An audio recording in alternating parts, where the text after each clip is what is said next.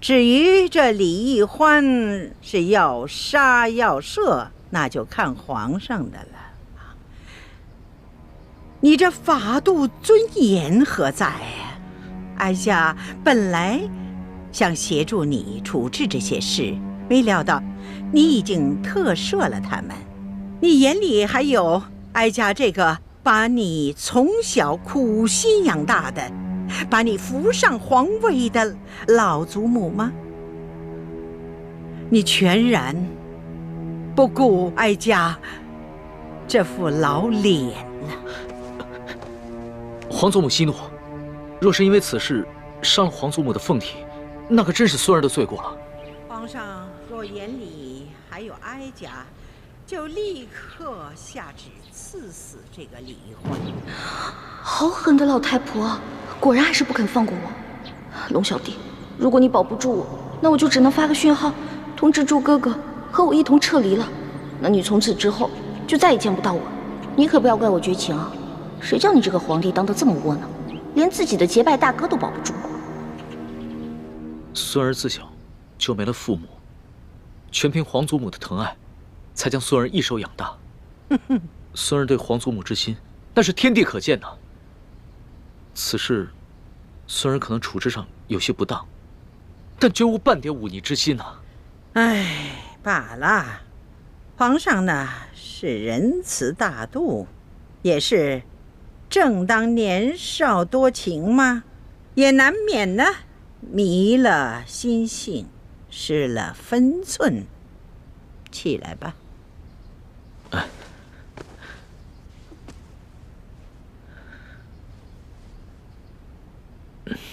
皇祖母，您先消消气。这个义欢呢，是孙儿在出宫微服私访的时候结识的。那个时候，孙儿一时玩性大发，就假冒侍卫龙三的身份和他结了拜，还谎称自己是皇上的替身。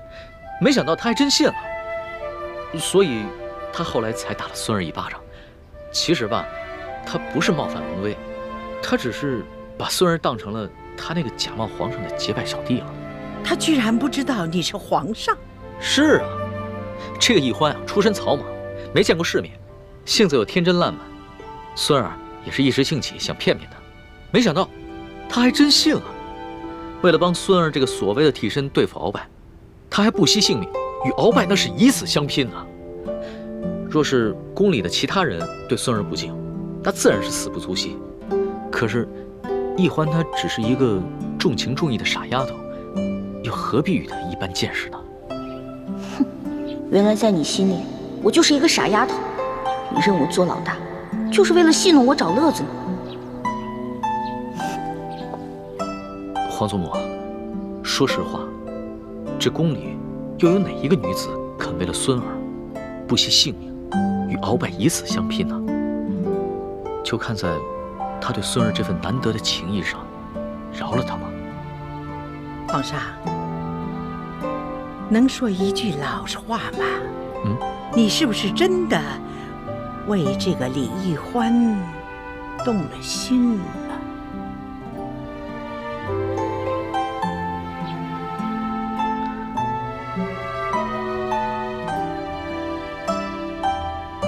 皇祖母，孙儿刚刚真正亲政未久，内有鳌拜的余党未能清理，外有三藩做大，还有钱明余孽组成的反清联盟，时刻威胁着我大清江山，所以孙儿不敢沉溺于儿女私情，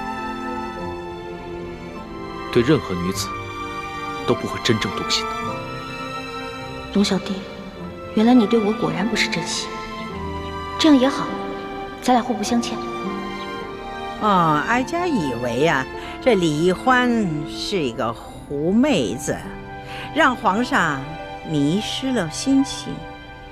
这样听起来呢，哀家也就放心了。至于这李义欢是要杀要赦，那就看皇上的了。皇祖母这孙儿还有一事相求。这义欢呢，他娇俏可爱，天真烂漫，就像一个开心果，所以孙儿想把他接着留在宫里，让他伺候。你怎么又绕回来了？皇上啊，你小小的年龄，承担起大清朝的重任，哀家想想都心疼。皇上什么时候做到不动真情，不误国事，那你就真正的成长了。皇上，你看这后宫有那么多的小丫头，你叫哪个不是啊？非得她这个李环不可吗？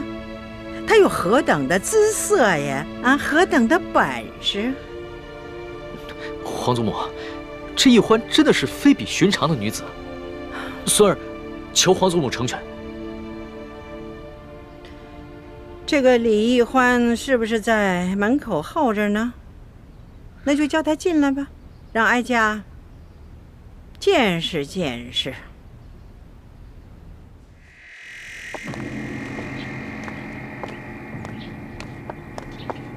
太皇太后和皇上宣世淑姑娘觐见。是，奴婢遵命。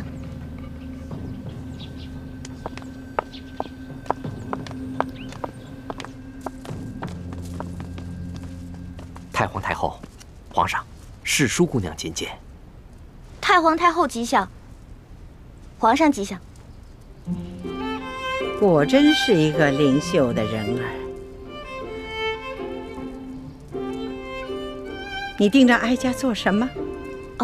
奴婢只是好奇，原来太皇太后长这么好看呀，慈眉善目的，就跟画里走出来的观音菩萨似的。你不必在这里花言巧语。李欢，你可知罪？奴婢知罪。你知什么罪？讲来给哀家听听。奴婢白长了一双眼睛，没有认出来皇上就是货真价实的真龙天子。奴婢更是长了一个猪脑，居然皇上说什么，奴婢就信什么。你看，皇上，你看这小丫头啊，她哪里是在认罪呀？她分明的是拐着弯的数落皇上。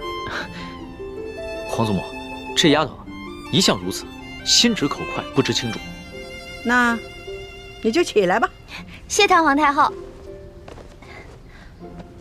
太皇太后，奴婢说的都是真的，没有骗您。当初奴婢看上皇上穿着龙袍，坐着龙辇，回到御书房的时候也觉得好奇，奴婢就追上去问皇上：“哎，你到底是皇上还是龙三啊？”结果皇上一脸严肃地跟奴婢说：“嘘，小声点，我当然是龙三，不是皇上。”你不是皇上，可是为什么外面那些人都跪下叫你皇上呀？那是因为我呀是皇上的替身。你是皇上的替身啊？对啊，因为我身形跟长相都酷似皇上，所以我是皇上的替身。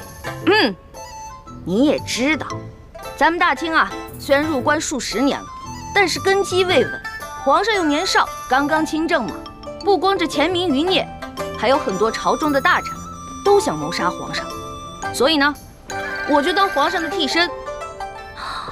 原来是这样啊，怪不得你会跟我结拜呢。要是皇上的话，怎么能跟我结拜呢？对啊，这回知道了吧？为什么我龙三你在宫里打听不出来了吧？那是因为我不是一般的侍卫，我呀只需要在皇上需要我的时候出来露面就行了。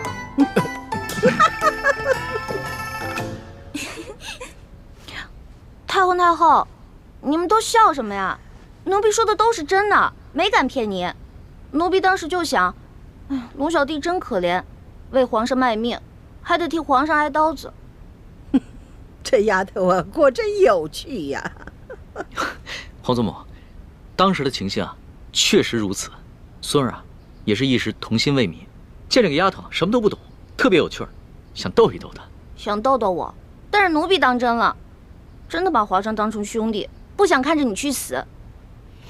太皇太后，奴婢真的以为他要去跟鳌拜拼命，所以就把身上的金蚕背心脱了下来，给了他，还陪着他一起去跟鳌拜拼命。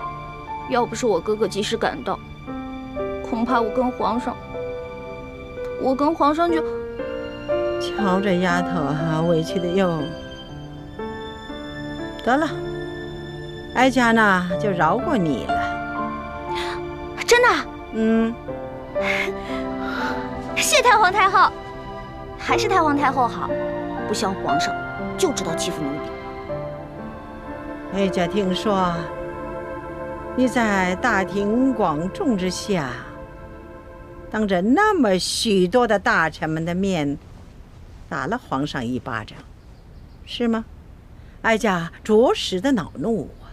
没想到，就像皇上说的，你只不过就是一个不懂规矩，而且呢，还对皇上有恩有义的一个小傻丫头。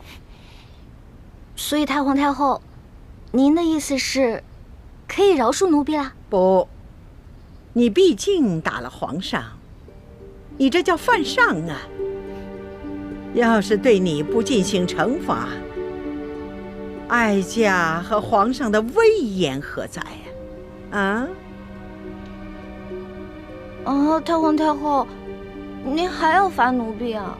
哀家对你呀，是死罪可免，活罪就不能饶啊。这么着吧，你哪只手打了皇上，那就伸出哪只手来，就得挨打50手板。太皇太后，我爹跟师傅从前总打我手板，我都打怕了，能不能换一个不打手板啊？死罪都给你免了，你还在讨价还价呀？不是，奴婢不敢还价，只不过奴婢是用右手打的皇上，可是奴婢这右手受了伤，还缠着绷带呢。太皇太后，您看。是啊，皇祖母，奕欢手上的伤还是为了救孙儿，被鳌拜用匕首给刺的。这伤口又长又深，这血好不容易才止住的，现在还没愈合呢。那就伤好了再打。太皇太后，您就饶了奴婢吧，奴婢知错了，奴婢以后再也不敢了。这样吧，哀家呢再给你一个机会，哀家出3个题目，你要是答对了，就免去这50手板。考试啊？奴婢最怕考试了，能不能不考试啊？你这个小丫头啊，又怕死，又怕挨打，又怕考试，那怎么着？那是挨杀头呢，还是挨打呢？还是应考试呢？那还是应考吧。不过太皇太后，您出的问题会不会根本就没有答案啊？哎呀，哀家怎么用这种方式来对付你这个小丫头啊？哀家出的题目是有答案的。是，太皇太后息怒，是奴婢小心眼了。那请太皇太后出题吧。告诉你小丫头啊，这后宫之主是皇后，就由她来出这3道题。1个时辰之后回来再考你。是，谢太皇太后。